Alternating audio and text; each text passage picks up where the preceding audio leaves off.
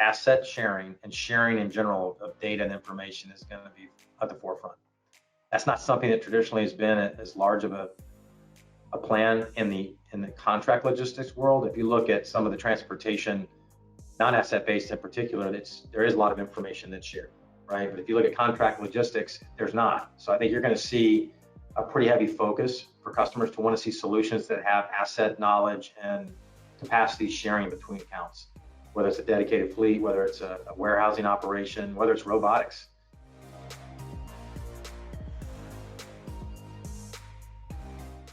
Yeah, there's a pricing approach where it's kind of a standard price, right? Some of that's the trans industry tends to be a little more standardized than some of the contract logistics warehousing side. I think there's a move away from that from a standpoint of how you get to a customer solution. The old days of kind of public rates and here's kind of the cost per unit, everybody's requirements are so different now, and everybody's got such a different scenario that those are good directional figures, but that's really not the approach I think that the market's going to go down as you start seeing some of these new challenges for the outlook in 2021. Right, especially if you're looking at new compliance requirements that come up. That's a big one on my list for 2021 beyond is there's going to be new regulatory, there's going to be customer compliance requirements that you're going to have systems, you're going to have people, and you're going to have talent like we have at NFI to be able to be successful with. Some of the more smaller regional players won't have that capability. ELD is an example, maybe e-bill of lading or EPOD becomes the standard. And now everybody has to scale that to work for a certain customer. We've got a pilot active right now with e-bill of lading, and we're working with a really large CPG partner that we have, a customer, and a lot of the shipment points are already implementing this, where I think it'll be fully required probably inside the next 24 months. There's certain levels of safety that'll be out there, just certain minimum levels of safety compliance that some customers or some competitors just won't be able to meet. So I think that'll be a big change for us as well.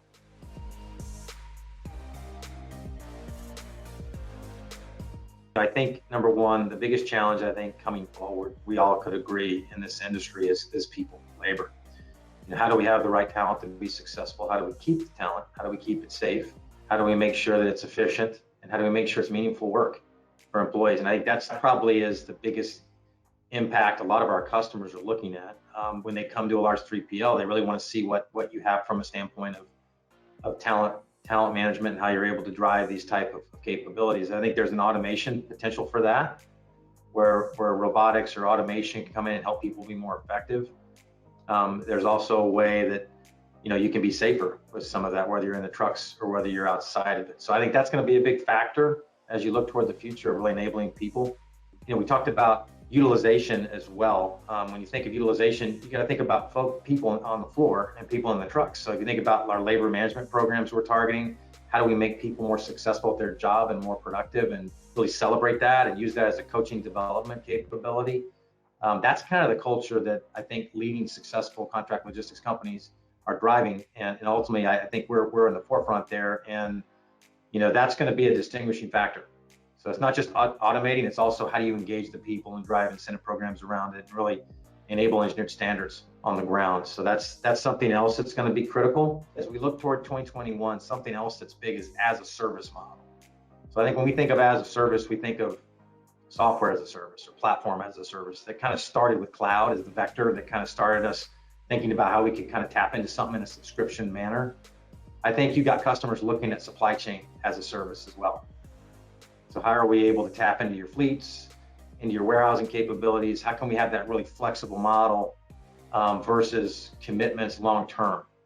Because honestly, the pace of change is what's driving a lot of that. And along with that as a service model, that creates that asset, people, knowledge sharing that you bring to the table, right? So for example, if you've got a fleet of robots or a fleet of AGVs that service, say, Southern California, where we have many buildings, instead of it being assigned to a building, we can move those bots around where they're needed, no different than we're able to move trucks and trailers around. So I think you'll see some of that focus potentially as supply chain moves forward.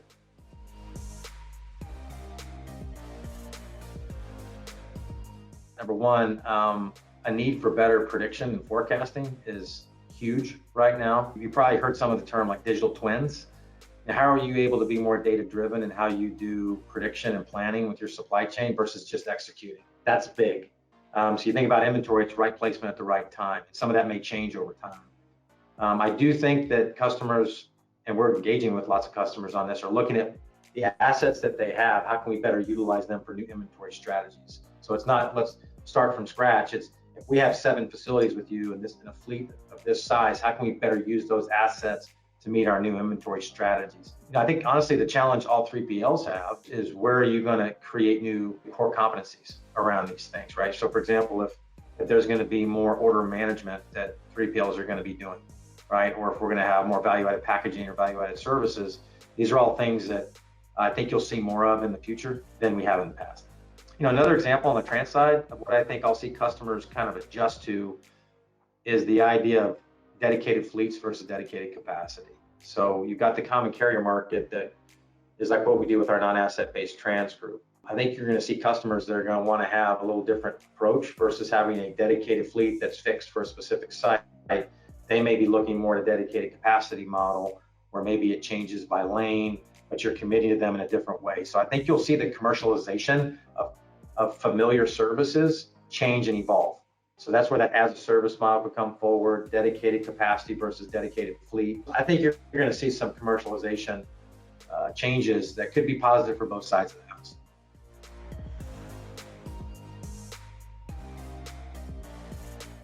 I think it's both. I think there are new expectations to get faster from the end consumer, and that requires flexibility and the ability to have different capacity points and movement that a lot of shippers don't have the ability to respond that quickly to.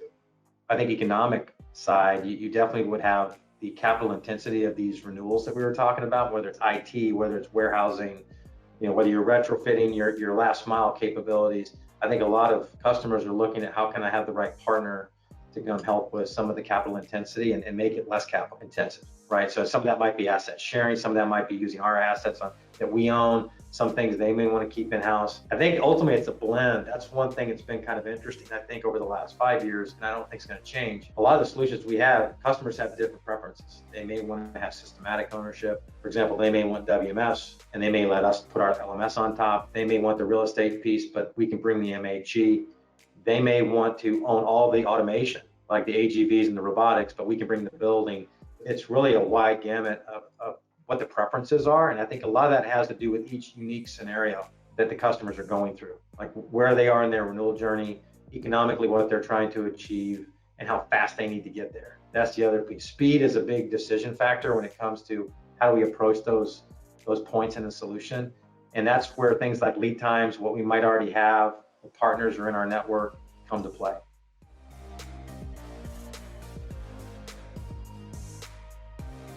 Well, I think we're flexible, number one.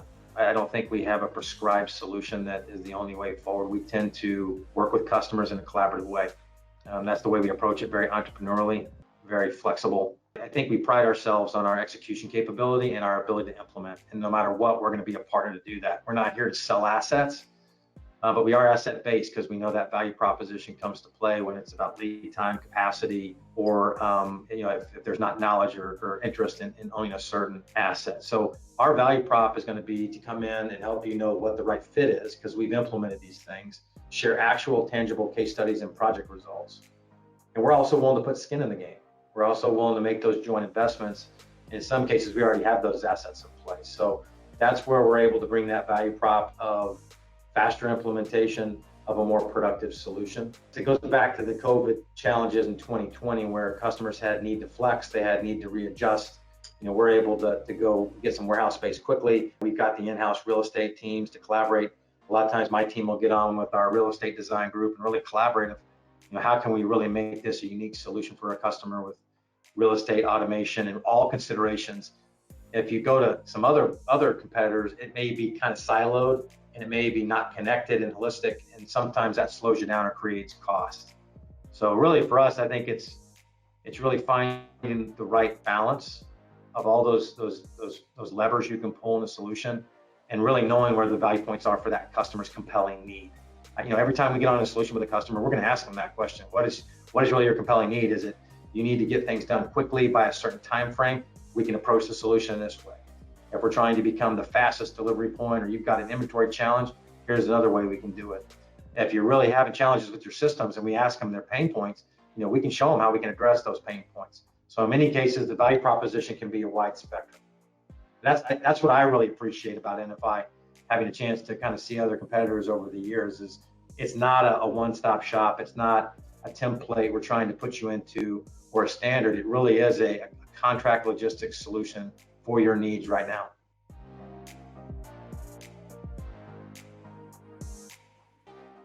The name of our team is Integrated Design Solutions because many times, probably 70% of the time, we are having more than one service involved in the solution.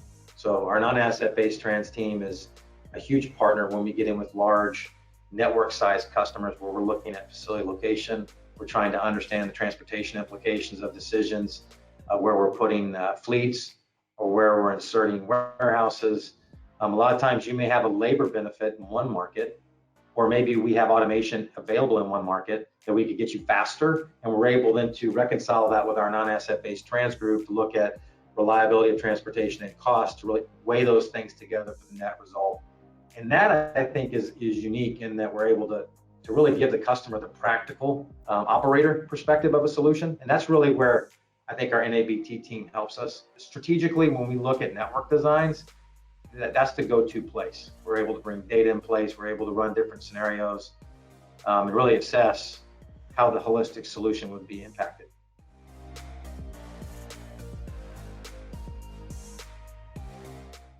I'm excited about where the industry is going with autonomy, whether it's physical, whether it's digital.